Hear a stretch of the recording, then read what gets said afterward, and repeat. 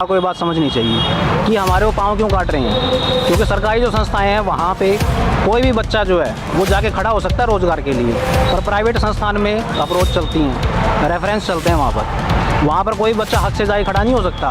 भी मैंने एमटेक की है और ये एमटेक के लिए मैं उम्मीदवार हूँ, पर बीएसएनएल में खड़ा हो सकता है। तो ये जो हमारे भविष्य के बच्चों का हक है वो सरकार ना छीने और हमें किसी के आगे हाथ जोड़ने के लिए मजबूर ना करे।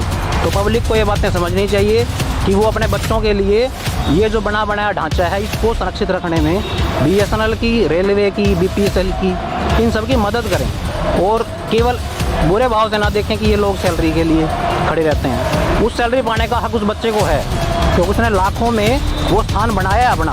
मैं चाहता हूँ कि जो भी ये डिमांड्स है हमारी आज, ये कोई नई डिमांड्स नहीं है, ये 2007 से लंबित है।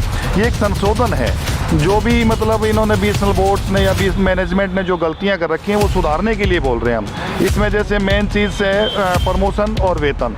प्रमोशन पॉलिसीज़ को यदि मैं लेता हूँ तो पहले जैसे जो जेटीओ से एसडीओ की जो मतलब एलिजिबिलिटी का जो टाइम था वो 5 साल था, वो अभी बढ़ा के 12 साल कर दिया। अभी कुछ दिन पहले ही आया। तो ये जो पॉलिसीज़ हैं इनको रोल आउट करने की हमारी वो है।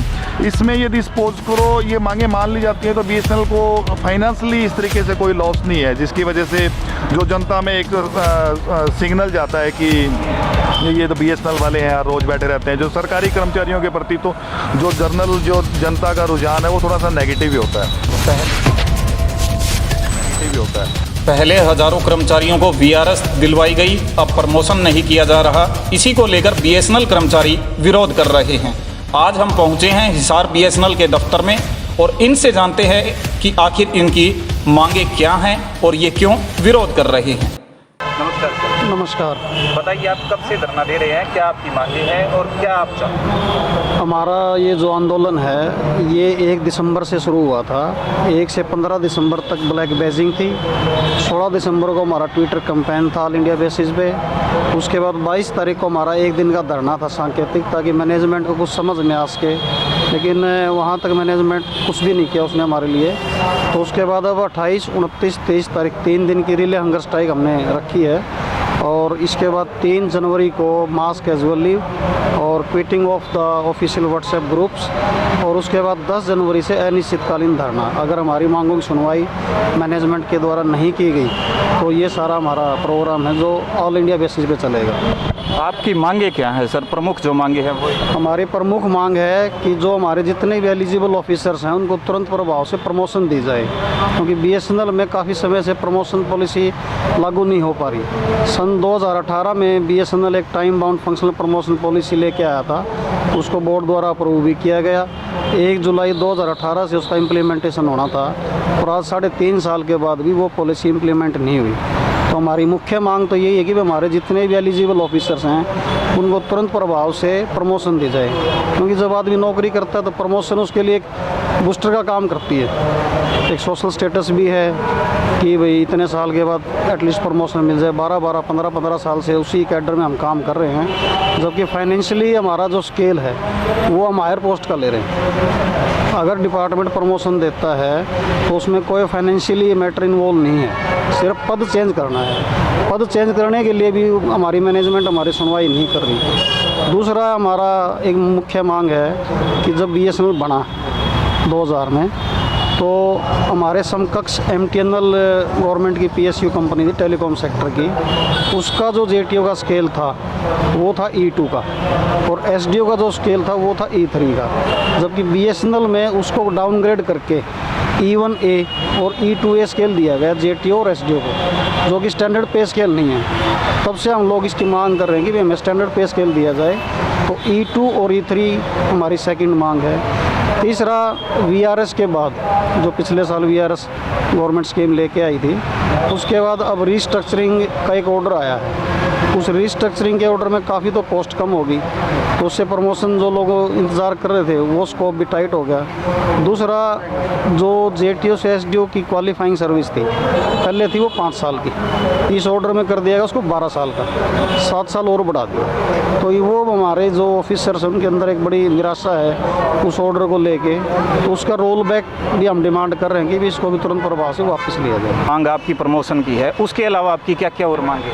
मैं सबसे पहले तो HR ब्रेकिंग न्यूज़ जो है इनका धन्यवाद करता हूँ, जिनकी वजह से हमारे को इतनी ब्रॉडकास्ट करने से हमारा जो धरना है वो अच्छे से ब्रॉडकास्ट हो रहा है। तो आपने क्या पूछा मुझसे, इनके अलावा काफ़ी सारी मांग्स हैं। ये जो हमारा धरना है ये 16 तारीख से कंटिन्यू चल रहा है, मतलब विभिन्न जो डिफरेंट टाइप्स के जो डे डिसाइड कर रखे हैं हमारे जो CHQ लीडर्स हैं। 16 तारीख को जैसे कि ट्विटर कैंपेन शुरू किया था, उसमें हमारा पूरे ऑल ओवर इंडिया बेस पे 11 मतलब रैंकिंग में आया था। उसके बाद में 22 तारीख को एक पूरे ऑल इंडिया बेस पे जो है धरना दिया गया था। उस धरने में भी जो हमारा संख्या थी धरने पे जो बैठे थे, उसमें हमारा जो ये एजिटेशन है सफल रहा।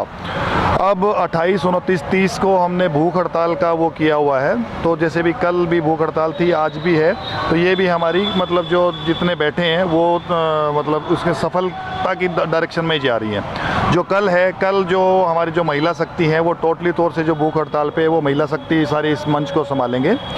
तो बाकी यदि सपोज करो मैं मांगे हैं, ये मांगे नहीं है, ये जो पिछले मतलब त्रुटियां हैं जो पीछे से चलती आ रही हैं कि जैसे सपोज करो कि अब जनरल आपके चैनल्स के माध्यम से जो कमेंट्स आते हैं वो थोड़े से नेगेटिव आते हैं कि जो BSNL वाले हैं काम कुम तो कुछ करते नहीं, मतलब इनको कुछ न कुछ चाहिए। मैं मतलब अपने आपके जो मतलब अपने मंच के माध्यम से आपके दर्शकों तक मैं एक मैसेज देना चाहता हूँ कि जो भी ये डिमांड्स है हमारी आज, ये कोई नई डिमांड्स नहीं है, ये 2007 से लंबित हैं।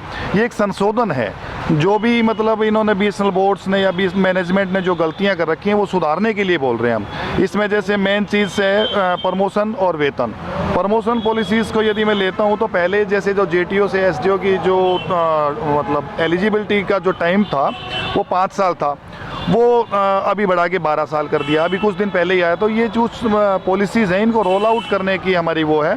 इसमें यदि सपोज करो ये मांगे मान ली जाती हैं तो BSNL को फाइनेंशियली इस तरीके से कोई लॉस नहीं है, जिसकी वजह से जो जनता में एक सिग्नल जाता है कि ये तो BSNL वाले हैं यार रोज़ बैठे रहते हैं। जो सरकारी कर्मचारियों के प्रति तो जो जनरल जो जनता का रुझान है वो थोड़ा सा नेगेटिव ही होता है। दूसरा, आप थोड़ी देर पहले ये पूछ रहे थे कि इसको प्राइवेट की साइड में मतलब सरकार को धकेलने का है कि नहीं। मैं इस चैनल के माध्यम से ये आपको शेयर करना चाहता हूँ कि जो सरकार है ये कर तो कल ही दे इसको प्राइवेट, लेकिन उसकी मजबूरी है। उसकी मजबूरी क्या है कि जो हमारा सिक्योरिटी सिस्टम है, जो हमारा सिक्योरिटी सिस्टम है डिफेंस के माध्यम से, फोर्स के माध्यम से, वो सारा BSNL देखती है। तो उनकी मजबूरी है कि यदि ये इसको प्राइवेट सेक्टर में नहीं देना चाहते तो उसकी वजह से ही ये टिका हुआ है, बचा हुआ है कि जो यदि सपोज करो डिफेंस की सिक्योरिटीज़ प्राइवेट सेक्टर में चली जाएगी तो फिर वो हिल जाएगी जो कुछ भी है। और बाकी अब थोड़ी देर पहले आप जैसे कह रहे थे कि जो सब्सक्राइबर्स हैं यानी कि उपभोक्ता हैं उनका प्राइवेट मतलब कंपनी की तरफ रुझान क्यों है। मैं मतलब आपको बताना चाहूँगा जो पूरे ऑल ओवर वर्ल्ड के अंदर जो ये हमारा टेलीकम्युनिकेशन का स्विच होता है यानी कि उपकरण होता है वो बहुत कॉस्टली होता है, और इसकी जो टेक्नोलॉजी है वो टेक्नोलॉजी इतनी जल्दी से आउटडेटेड होती है कि 1.5 या 2 साल में आउटडेटेड हो जाती है। जैसे अब थोड़े दिन पहले 2G था, फिर 3G आ गया, 4G आ गया, अब 5G आ गया। और ये जो स्विचेस हैं ये इतने कॉस्टली हैं कि हम सोच भी नहीं सकते। और जो हमारी अभी सरकार है या हमारी मैनेजमेंट है वो जो फंडिंग के मामले में पिछले 4-5 साल से देखा जा रहा है कि फंडिंग के मामले में जीरो है। तो इसमें जैसे सपोज करो एक इतनी बड़ी कंपनी के होते हैं कि नाते एक वर्चुअल सिम होता है, वर्चुअल सिम जो की टेक्नोलॉजी हमारे पास है ही नहीं। हम चाहते हैं कि मतलब हमारे पास सारी जो भी आजकल की जो मॉडर्न फैसिलिटीज़ हैं हम उनको उपभोक्ताओं को दे पाएँ, लेकिन वो जो इतना महंगा स्विच होने का हमारे पास फंडिंग जीरो ना के बराबर ही है। आप अगर संक्षिप्त शब्दों में व्याख्या करना चाहें जो BSNL की आज स्थिति है, वो आप अगर संक्षिप्त शब्दों में व्याख्या करना चाहें, किस तरह आप उसको करते हैं? मैं BSNL की मतलब स्थिति के बारे में संक्षिप्त मतलब मैं अपने विचार साझा करना चाहूँ तो ये मेन चीज़ जो है ये फंडिंग आती है। अलग अलग इसके मॉड्यूल होते हैं, जैसे स्विच के मामले में कुछ फंडिंग, इंफ्रास्ट्रक्चर के मामले में कुछ फंडिंग। तो पिछले 6-7 साल से मतलब मुझे दुख हो रहा है इस चैनल के माध्यम से शेयर करते हुए, जितने भी हमारे चैनल पार्टनर थे यानी कि जो हमारे कॉन्ट्रैक्टर थे उनको हम पेमेंट कर ही नहीं पा रहे। यदि सपोज करो हम पेमेंट कर ही नहीं पा रहे तो हमारे साथ जो नया चैनल पार्टनर है कौन जुड़ेगा। तो उसकी वजह से जो हम उपभोक्ताओं को जो सर्विस देना चाहते हैं तो उसमें हम मतलब सक्षम नहीं है विदाउट फंडिंग के, जो मतलब जो एक्चुअल में हम देना चाहते हैं। बाकी यदि सपोज करो मैं अपने एग्जीक्यूटिव्स और मतलब कर्मचारी और अधिकारियों की बात करूं तो बीएसएनएल के मतलब काम करने के मतलब जो क्षमता है वो इतनी ज़्यादा है कि मतलब वो 24 आवर्स भी काम कर सकते हैं, और जो पहले करते भी थे। जो ये है सर कि अब बीएसएनएल और प्राइवेट कंपनी और बीएसएनएल की बात करें तो अगर बीएसएनएल को सरकार प्राइवेट करती है तो उसको प्राइवेट कंपनियां मुनाफे में ही लेके आएंगी बीएसएनएल को, ये तो है नहीं कि वो घाटे में उसको चलाएंगी। तो सरकार के पास तमाम सुविधाएं हैं, सरकार के पास तमाम चीज़ें हैं, सरकार खुद क्यों नहीं इसको कर लेती, खुद क्यों नहीं फंडिंग करती, ताकि जो यूज़र्स हैं उनको सारी जो प्राइवेट कंपनियाँ देती हैं वो सुविधाएँ सरकारी कंपनियाँ भी दे सकती हैं। देखो ऐसा है, मतलब आप यदि मैं मतलब लोकली थंब रूल के अकॉर्डिंग बोलूँ तो जो प्राइवेट का तो भूल ही जाओ। क्यों भूल जाओ, पिछले 20 साल पहले टाटा ने कोशिश की थी इसको खरीदने में, उसमें एक छोटा सा टुकड़ा ले पाई वो बीएसएनएल। ठीक है, तो मतलब बीएसएनएल के आप यदि देखोगे मतलब बीएसएनएल की जो प्रॉपर्टी है हर एक जो सिटीज़ है उसके सेंटर पॉइंट पे है, तो प्राइवेट का तो मतलब सवाल पैदा ही नहीं होता है। अब वैसे ही यदि सपोज करो फ्रॉड तरीके से नौने पौने में इधर उधर कर दे तो वो हम कह नहीं सकते, कुछ भी आ सकता है। बाकी प्राइवेट नहीं होएगी ये। उसके में जैसे मैंने थोड़ा पहले बताया था डिफेंस का भी है इसमें और फोर्स का भी है, और बीएसएनएल के पास प्रॉपर्टी है वो इतनी है, जैसे मैं सपोज करो बात करूँ तो गुड़गांव के राजीव चौक पे भी 96 एकड़ के आसपास है, उसकी मतलब उसकी कीमत लगाई ही नहीं जा सकती, मतलब अरबों खरबों में है, तो प्राइवेट तो नहीं हो सकती है। लेकिन परेशानी हो सकती है कि जैसे अब जैसे पिछले साल जनवरी में 60% के करीब जो हमारे वीआरएस ले गए हैं उसमें जो मेन ज़्यादा मतलब सैलरी का पड़ता था तो वो काफ़ी सारे 60% रिड्यूस हो गया हमारा एक्सपेंडिचर। तो आने वाले ये उसमें यदि सपोज करो थोड़ा बहुत क्या कहते हैं अपना सरकार का रवैया पॉजिटिव रहता है तो 1.5-2 साल में प्रॉफिट में आ जाएगा ये। नाम क्या है? मेरा राजेश मलिक नाम है, मैं यहाँ जिला सचिव हूँ और जेटीओ के पद पे कार्य करता हूँ। प्रमोशन की आपकी मांग है, ये आखिर सरकार ने कोई पॉलिसी चेंज की है या पहले से ही इतने दिनों बाद या इतने सालों बाद प्रमोशन मिलती थी या अब कोई चेंज किया गया है? नहीं, ये तो जब इन्होंने बीएसएनएल बनाया ना तो उस बीएसएनएल के बनाने के 2-3 साल उस टाइम तो प्रॉमिस किया था कि हम एग्जीक्यूटिव प्रमोशन पॉलिसी ईपीपी के नाम से लागू की थी। मेन मुद्दा उस समय फाइनेंशियल होता था डॉट के टाइम में, तो उसमें टाइम फिक्स कर दिया गया कि आपकी प्रमोशन हो या ना हो आपको 5 साल बाद नया स्केल दे दिया जाएगा। ठीक है जी, मगर उसके साथ साथ रेगुलर प्रमोशनें भी होती रहेंगी। जिनका क्राइटेरिया था जिन एलिजिबिलिटी का, जैसे कोई जेटीओ था या जेओ था, वो 3 साल का था, 3 साल के बाद वो नेक्स्ट प्रमोशन के लिए एलिजिबल हो जाता था। अब सरकार ने क्या किया, एक तो रिस्ट्रक्चरिंग कर दी, पोस्टें कम कर दी, इस तरीके से पोस्टें बना दी किसी की प्रमोशन ही ना हो, और जो कम से कम जो मिनिमम जो उसकी सर्विस लेंथ थी वो 12 साल कर दी। जहाँ 3 साल थी वहाँ 12 साल कर दी। पहले तो वो 12 साल के बाद एलिजिबल होगा। फिर सरकार का ऐसा ढुलमुल रवैया रहता है, बीएसएनएल मैनेजमेंट का ऐसा कि 4-4, 5-5 साल वो डीपीसी जो डिपार्टमेंटल प्रमोशन कमेटी है वो भी नहीं बैठती। तो लगभग किसी भी एम्प्लॉई का 2/3 जो हिस्सा है एक प्रमोशन के चक्कर में निकल गया। जहाँ वो पहले 4 प्रमोशनें पा जाता था अपने सर्विस स्पान में, वो अब एक ही प्रमोशन पर लिमिटेड हो गया, और वो भी हो या ना हो कोई उसके बारे में सरकार की तरफ से या मैनेजमेंट की तरफ से क्लियर नहीं बताया जा रहा। सिर्फ उनका काम ये है कि जहाँ 800 आदमी काम कर रहे हैं वहाँ 550 पोस्टें कर दो, एक डर फैलाना, भ्रांति फैलाना कि बाकी के आदमी वहाँ से हटा लेंगे और दूसरी स्टेट में भेज देंगे, जो एग्जीक्यूटिव जितने भी है ऑल इंडिया कैडर के हैं। तो इस बारे में प्रमोशन के बारे में जो भी स्टेप लिए जा रहे हैं मैनेजमेंट के द्वारा वो सारे भ्रांति फैलाने वाले हैं। आज भी मोस्टली हमारे जितने एग्जीक्यूटिव्स हैं वो हायर पोस्ट के ऊपर नियर अबाउट 70% आदमी तो हमारे यहाँ से है जो हायर पोस्ट के ऊपर लुक आफ्टर कर रहे हैं। लुक आफ्टर का मतलब कि उनको फाइनेंशियल बेनिफिट कोई नहीं है, लुक आफ्टर के हायर पोस्ट को देख रहे हैं, मगर सरकार उनको रेगुलर नहीं कर रही। उन पोस्टों पे रेगुलर करने में उनको कुछ देना नहीं पड़ता क्योंकि वो स्केल पहले ले ही चुके हैं ईपीपी के द्वारा। तो ये कुछ डिमांड्स हैं। तमाम मीडिया रिपोर्टें ये कहती हैं कि बीएसएनएल जल्द मतलब प्राइवेट की श्रेणी में आने वाला है। तो आपको नहीं लगता कि जिस तरह का फैसला मतलब लिया जा रहा है, जिस तरह प्रमोशन रोकी जा रही हैं, तो आप नहीं मानते कि ये प्राइवेटाइजेशन की तरफ इसको बढ़ाया जा रहा है, वीआरएस धक्के से दिलवाई जा रही है और अब प्रमोशन रोक दी गई है, तो ये प्राइवेटाइजेशन की तरफ बीएसएनएल जा रही है? नहीं, ये बातें सारी सही हैं, मगर उस समय गवर्नमेंट ने एक आश्वासन दिया कि हमारे को भाई इतने एम्प्लॉयज़ की ज़रूरत नहीं है, बीएसएनएल का स्टाफ डॉट के टाइम का भर्ती किया हुआ है, एज फैक्टर उनका है, तो उनको वीआरएस दे दी जाए। जब स्टाफ कम हो जाएगा तो बीएसएनएल में ये पोजीशन कर दी कि आपको एक 2 महीने सैलरी नहीं देनी, अलाउंसेज कम कर दिए। तो वो एम्प्लॉई यूनियन जो एसोसिएशन थी, उन्होंने भी सभी ने यही सोचा कि चलो भाई ये हमारे आदमियों को रिटायरमेंट दे रहे हैं, किसी के 5 साल पड़े हैं, किसी के 7 साल पड़े हैं, ठीक है, जो लेना चाहे वीआरएस थी वो अपना ले जाएगा, बाकी आगे तो भविष्य सुधर जाएगा। जो यंग जनरेशन आई है या कुछ रह जाएंगे उन सभी का भविष्य सुधर जाएगा, कि सरकार ने कहा कि उसके बाद सैलरी टाइम पे मिलने लग जाएगी और स्टाफ कम होने से प्रमोशन भी आपकी जल्दी होंगी, फास्ट होंगी। तो उसके साथ लालच ये दे दिया गया, जब वो एसोसिएशन और यूनियंस की मीटिंग हुई तो उसके साथ एक ये दिया कि बीएसएनएल के पास 4G नहीं है, 4G का आश्वासन दे दिया कि दे देंगे, मगर 4G वो रिटायरमेंट हुए भी 2 साल हो गए और 4G अभी तक भी नहीं दिया।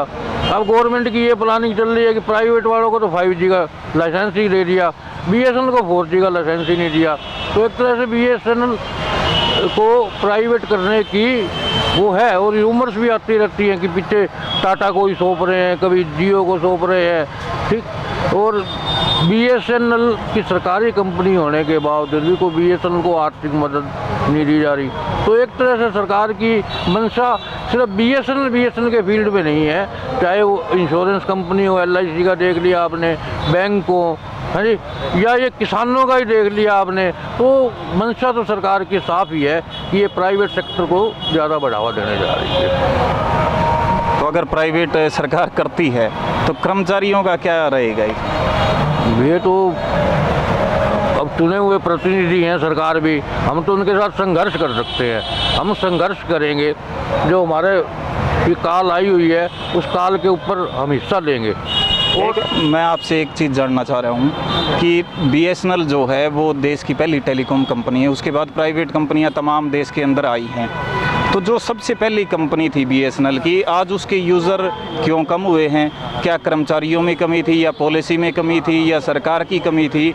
जो आज जियो मतलब 2 साल पहले आता है, देश में 50% जो ग्राहक हैं वो अकेले जियो के हैं और 50% में बाकी तमाम कंपनियां हैं। एक तरफ बोर्ड पे, जियो के बोर्ड पे प्रधानमंत्री नरेंद्र मोदी की फ़ोटो होती है, और दूसरी जो सरकारी कंपनी है बीएसएनएल, उसके ऊपर प्रधानमंत्री की फ़ोटो नहीं होती है। तो आप इसको किस तरीके से देखते हैं कि प्रधानमंत्री को अगर प्रमोशन करनी चाहिए तो सरकारी कंपनी की करनी चाहिए, ना कि प्राइवेट कंपनी की करनी चाहिए? अगर आज बीएसएनएल पहले के मुकाबले, जब देश में बीएसएनएल के जो ग्राहक थे आज वो ग्राहक नहीं हैं, तो आप इसके पीछे जो कारण है वो क्या मानते हैं? नहीं, वो तो ऐसा है ना, जब शुरू में ये GSM टेक्नोलॉजी आई तो उसमें इन्होंने 1-2 ऑपरेटर ही छोड़े, और वो ऑपरेटर इस तरीके से छोड़े गए जिसमें दिल्ली था या मुंबई था, उन एरियाज को सिर्फ उन्हीं कंपनी को समझो मेट्रो एरिया के अंदर ले लिया गया। और GSM की कॉल इतनी महंगी कर दी गई कि आम आदमी की पहुंच में नहीं थी। आम आदमी मोबाइल से शुरू में 2 साल वंचित रहा है, वो सिर्फ देख भी लेता था तो वो ये सोचता था कि आदमी बड़ा रिच होगा। BSNL ने उसकी लड़ाई लड़ी, कोर्ट में गई, कोर्ट से एक ऑर्डर पास हुआ कि BSNL भी GSM सर्विसेज दे सकता है। उसके बाद BSNL ने विदिन 3 डेज अपना GSM को लॉन्च कर दिया। वो लॉन्च करते ही 2 महीने के अंदर अंदर कॉल दर इतनी सस्ती हो गई तो जो मोबाइल था वो आम आदमी बिल्कुल, इवन जो एक दिहाड़ी मजदूर है उसकी भी पहुंच में पहुंच गया। फिर टेक्नोलॉजी अपग्रेडेशन होती है, टेक्नोलॉजी अपग्रेडेशन में इसको फिर पछाड़ दिया गया। उस समय ऐसा हुआ कि BSNL के कस्टमर्स इतने बढ़ गए, उसका जो सिम था लोग 400-500 की लाइन में लग के लेते थे। मगर सरकार ने क्या किया, जो नए इक्विपमेंट खरीदने थे, जैसे ही एक्सपेंशन हो रही थी उसके अंदर रोड अटका दिया, तो उसको नए इक्विपमेंट नहीं लेने दिए। फिर उसने क्या किया कि जब टेक्निकल अपग्रेडेशन होनी थी, जैसे पहले क्या था, मेनली वॉइस के ऊपर डिपेंडेंसी थी, आज डाटा सर्विसेज चाहिए, हर एक मोस्टली डाटा यूज़ कर रहा है, तो डाटा सर्विसेज के लिए 4G चाहिए। BSNL को 4G से रोक दिया गया, तो आम आदमी प्राइवेट की तरफ ही जाए। अब वो जो स्टेप लिया गया मोदी जी द्वारा, वो भी एक तरह से जियो को समर्थन देने का ही था कि किसी तरीके से लोगों का मोह भंग हो जाए। BSNL समर्थन तो आप देखिए सीधी तरीके से आपको दिखाई दे रहा है, जब जियो के पोस्टर के ऊपर नरेंद्र मोदी की फ़ोटो आएगी तो इसके अलावा समर्थन और तो किसी तरीके से नहीं हो पाएगा ना। समर्थन ही कर रहे हैं। अगर समर्थन सरकार अगर समर्थन BSNL का करती तो BSNL आज जियो के मुकाबले कहीं आगे होती थी, आप मानते हैं इसको? नहीं, उसमें तो पब्लिक रिप्रेजेंटेटिव थे, MP थे और थे, हमारे इंस्टीट्यूशन ने भी उस फोटो का विरोध किया, वो फोटो हटा ली गई है, अब नहीं आती वो फोटो। मगर सरकार की ये सोच है कि पब्लिक तो ऐसे ही है, कुछ भी कर लो। आज भी J&K के अंदर इन्होंने प्राइवेट ऑपरेटर को दे दिया वो लाइसेंस वगैरह कुछ पर ये लगाने के लिए, पंचायती वगैरह जो जितना भी काम है, काम सारा नोफन का है, वो गवर्नमेंट से करवाया, BSNL से करवाया, ठीक है जी। मगर जैसे ही नोफन का मेंटेनेंस होना था वो भी प्राइवेट कंपनी को दे दिया गया। तो सरकार की ये मंशा तो ऊपर जो पॉलिसी बनाने वाले हैं ना, वो साफ नहीं है। मगर हमारा काम तो ये है कि हम BSNL के एम्प्लॉई हैं, हमारी रोजी रोटी से जुड़ा है, हमारे बच्चों के कैरियर से जुड़ा है, तो हम सरकार के साथ या मैनेजमेंट के साथ अब की बार पूरा लड़ेंगे। नाम बता दें। सुनील सचदेवा, ADS हूँ मैं एसोसिएशन का और SDO हूँ पोस्ट। सर, अगर सरकार आपकी बातें नहीं मानती हैं तो आगे का आपका क्या कदम रहेगा? सर, संघर्ष को और तेज़ करेंगे हम। अभी आने वाली 3 तारीख को फिर सब लोग छुट्टी पे जाएंगे एक दिन के लिए। फिर भी नहीं मानती है तो जो हमारे डिपार्टमेंट के WhatsApp ग्रुप वगैरह बने हुए हैं आपस में काम करने के लिए, मैसेज देने के लिए, उन सबको ट्वीट कर देंगे। फिर भी नहीं मानती है तो 10 तारीख से इंडेफिनिट स्ट्राइक, मतलब अब मनवा के तो रहेंगे हम, ऐसे नहीं चुपचाप नहीं बैठेंगे। अभी तो सरकार को ये मैसेज दिया जा रहा है कि सुन लो या तो, नहीं तो हमें सुनवाना आता है। नाम बताइए। जोगिंदर सिंह। बताइए क्या आपकी मांगे हैं और कब तक ये आपका चलेगा? ऐसा है जी, देखो अभी जो माहौल चल रहा है पूरे देश में, वो ही माहौल ये है कि सरकारी नौकरियों को ऐसा बना दिया जाए कि कोई आदमी सरकारी नौकरी मांगे ना। उसका मेन मकसद सरकार का ये है कि वो अपनी सारी जिम्मेदारियों से टलना चाहती है, टैक्स कलेक्शन पे जोर दे रही है और जिम्मेदारियां कोई लेना नहीं चाहती। लोग अपना कमाओ अपना खाओ, ये वाली नीति पे सरकार चल रही है। पर उसमें क्या है कि अभी जैसे हमारे यहाँ रिस्ट्रक्चरिंग चल रही है, तो ऐसी पॉलिसीज़ लेके आ रहे हैं उसमें ना कोई प्रमोशन है ना कोई ग्रोथ है, तो आदमी क्या करे भी गवर्नमेंट जॉब मांगे ही ना। तो ऐसी इस तरह की नीतियाँ हैं। पूरा सरकारी सेक्टर जो है वो ख़त्म किया जा रहा है। तो आगे हमारा जो युवा वर्ग है पूरे भारतवर्ष का, क्योंकि BSNL पूरे भारतवर्ष को रिप्रेजेंट कर रही है, सेंट्रल गवर्नमेंट की संस्था है, पूरे देश को ही रिप्रेजेंट करते हैं। और रिटायरमेंट के बाद मोस्टली जो हमारे मेंबर्स हैं वो यूथ है, तो यूथ का जो एजिटेशन है वो हर एक फील्ड में आपको देखने को मिल रहा है। क्योंकि हम पिछले 10 सालों से स्टैग्नेशन पे हैं, कोई ग्रोथ नहीं मिल रही, जबकि युवा उम्मीद कर रहा है बहुत बड़ी पर सरकार क्या कर रही है, नौकरियां भी ख़त्म कर रही है, रोज़गार भी ख़त्म कर रही है। तो इसी तरह ये हमारे जो मुद्दे हैं, हमारे मुद्दे भी कुछ इस तरह के ही हैं भी, हमें जो है ग्रोथ मिलनी चाहिए, क्योंकि हमारा सारा भविष्य है। इंडिया एक यूथ कंट्री है, तो यूथ उम्मीद करेगा क्योंकि उसका जीवन सारा पड़ा है। तो हम आपके ये जो मंच है ये एक पब्लिक का मंच है, हम इससे आह्वान करते हैं कि सारे युवा जुड़ें, केवल BSNL के साथ नहीं, जो भी सरकारी संस्था एजिटेशन करे सरकार की नीतियों के खिलाफ, उसको निष्पक्ष भाव से देखें, क्योंकि जो भाव बना दिया गया है भी सरकारी कर्मचारी काम नहीं करते। तो आप इसमें ये देखेंगे जब गवर्नमेंट जॉब का रिक्रूटमेंट होता है तो वहाँ पर जो बच्चा सेलेक्ट होकर आता है वो सबसे बढ़िया बच्चा होता है, क्योंकि उसने कंपटीशन फाइट किया है। 4-4, 5-5 साल लोग दिल्ली में बैठे रहते हैं, बच्चे 12-12 घंटे पढ़ाई करते हैं बंद कमरे के अंदर, तो वो लोग जो तपते हैं आग के अंदर वो एक खरा सोना होते हैं। उसको लेके भी सरकार ये कहती है हम संस्थाएं नहीं चला पाएंगी। तो कहीं ना कहीं जो है पॉलिसीज़ में खराबी है, उस बंदे में खराबी नहीं है, पर सारा एलिगेशन कर्मचारी के ऊपर लगा दिया जाता है, बीच में काबिलियत नहीं है। जब आपने टेस्ट लिया है उसने साबित किया है लाखों बच्चों के बीच में कि मैं वो बंदा हूँ जो बहुत अच्छा काम कर सकता हूँ। इतनी अच्छी स्किल के साथ भी आप अगर कोई संस्था नहीं चला पा रहे हो तो सरकार को सोचने की ज़रूरत है भी कमी कहाँ पर है। एलिगेशन लगाने से कर्मचारियों पे आपका पल्ला नहीं चढ़ जाएगा, आपको जिम्मेदारी लेनी पड़ेगी, क्योंकि संस्थान बनाने में वर्षों लग जाते हैं। पहले की सरकारों ने जो बनाए हैं संस्थान, वर्षों लगा के बनाए हैं, बहुत सारी पूंजी लगा के बनाए हैं। घर से चीज़ें बेच देना बड़ा आसान होता है, पर बनाने में मशक्क़त लगती है। सरकार को ये बात समझनी चाहिए कि हमारे वो पाँव क्यों काट रहे हैं, क्योंकि सरकारी जो संस्थाएं हैं वहाँ पे कोई भी बच्चा जो है वो जाके खड़ा हो सकता है रोज़गार के लिए, पर प्राइवेट संस्थान में अप्रोच चलती हैं, रेफरेंस चलते हैं वहाँ पर कोई बच्चा हक से जाके खड़ा नहीं हो सकता। भी मैंने एमटेक की है और ये एमटेक के लिए मैं उम्मीदवार हूँ, पर बीएसएनएल में खड़ा हो सकता है। तो ये जो हमारे भविष्य के बच्चों का हक है वो सरकार ना छीने और हमें किसी के आगे हाथ जोड़ने के लिए मजबूर ना करे। तो पब्लिक को ये बातें समझनी चाहिए कि वो अपने बच्चों के लिए ये जो बना बनाया ढांचा है इसको संरक्षित रखने में बीएसएनएल की, रेलवे की, बीपीएसएल की, इन सब की मदद करें और केवल बुरे भाव से ना देखें कि ये लोग सैलरी के लिए खड़े रहते हैं। उस सैलरी पाने का हक उस बच्चे को है, क्योंकि उसने लाखों में वो स्थान बनाया है अपना, उसकी मेहनत की, दिन रात की मेहनत की आप देखोगे तो 50,000 60,000 रुपये सैलरी ज़्यादा नहीं है, क्योंकि लाखों करोड़ आप जो है बढ़ती अर्थव्यवस्था का दावा करते हो, आप कहते हो कि हम ट्रिलियंस में अपनी अर्थव्यवस्था बनाएंगे, तो पैसा कहाँ जा रहा है? वो अर्थव्यवस्था बन रही है, कुछ पूंजीपतियों के जेब में जो पैसा जा रहा है उसकी बजाय अच्छी सैलरी पे अगर बच्चे काम कर रहे होंगे तो वो अपने बच्चों को स्वास्थ्य और शिक्षा मुहैया करवा पाएँ। तो हमारा जो भविष्य है वो स्ट्रॉन्ग होगा, बढ़िया जगह इन्वेस्टमेंट होगी। एक पूंजीपति के हाथ में हज़ारों करोड़ रुपए हैं, पर वो कभी भी आम जनता के बच्चों के भविष्य के लिए पैसा नहीं लगाएगा, उनके स्वास्थ्य शिक्षा का कोई इसको मतलब नहीं है। पर मेरे जेब में 50,000 रुपये आएंगे, मैं मार्केट में जाऊंगा, वहाँ झाड़ू खरीदूंगा, सब्जी खरीदूंगा, अर्थव्यवस्था चलेगी।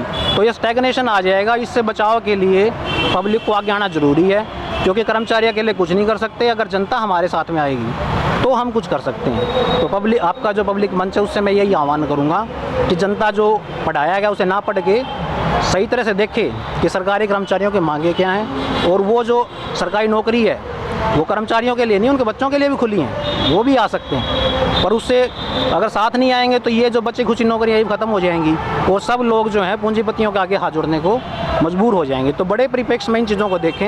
ये हमारा एजुटेशन है, ये बीएसएनएल का ना समझ के पब्लिक का एजुटेशन समझें, तब आप लोग मन से जुड़ पाओगे। तो यही मेरा आपसे आह्वान है। नाम क्या है? मेरा नाम विनोद नेहरा है, मैं बतौर जेटीओ यहाँ कार्यरत हूँ। सर, इतने योग्य लोग हैं, इतनी पुरानी कंपनी है, तो फिर आखिर ये स्थिति क्यों आ रही है कि इसको प्राइवेटाइजेशन किया जाए? पहले तो नमस्कार सर। और ये जो आपने पूछा इसका एक ही जवाब है, जैसे मेरे बाकी साथियों ने बताया कि सरकार की जो नीतियां हैं, जो पॉलिसीज़ हैं, वो इस हमारे फेवर में कभी नहीं रही हैं। बहुत सालों से हमने जैसे बातचीत के माध्यम से, यूनियन के माध्यम से हमने कोशिश की कि वो सब हमने कोशिश की है कि पहले वो जो हमारे जो मुद्दे हैं वो सोल्व हो जाएं, लेकिन सरकार की नीतियां हमेशा से ऐसे ही रही हैं कि वो जो मुद्दे हैं उनको लटकाया जाए और बीएसएनएल को किसी भी तरीके से तरक्की के उसके ऊपर ना लेके जाया जाए। और आज आखिरी में हमें परेशान होके मतलब अब ये स्टेज आ गई है कि आज हमारे साथी कुछ साथी भूख हड़ताल पे बैठे हैं और कोशिश करते हैं, हम उम्मीद करते हैं कि कम से कम अब तो सरकार जागे और हमारी बात को सुना जाए।